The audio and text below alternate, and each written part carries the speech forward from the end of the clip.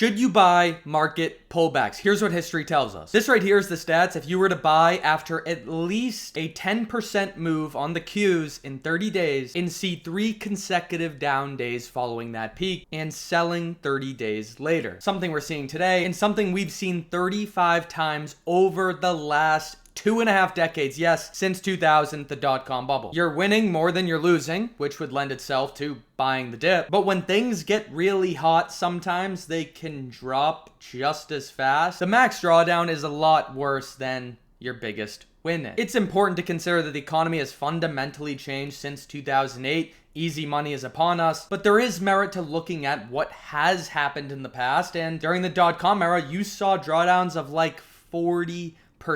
The worst we've seen recently is just about minus 30% in 2023. One of the most interesting statistics, however, is this one right here. You can see following that peaking out and slight pullback, there's usually a rally coming over the next month or so, but then another dive downwards on average. And yeah, some of these dives can be really ugly. So history tells us there is edge buying on a pullback after a strong rally for the next 1 to 10 days or so, but over a 30-day time frame, you're actually just better off holding the S&P 500, which is a little strange. And something even more strange to consider is the average returns in a bear market are actually much stronger than a bull market. Overall, history tells us that buying pullbacks after this arbitrary test is a pretty good idea, with some really ugly instances here and there. Use data to unlock your edge and make better investing, trading decisions. MarketsPredictor.com. Good luck.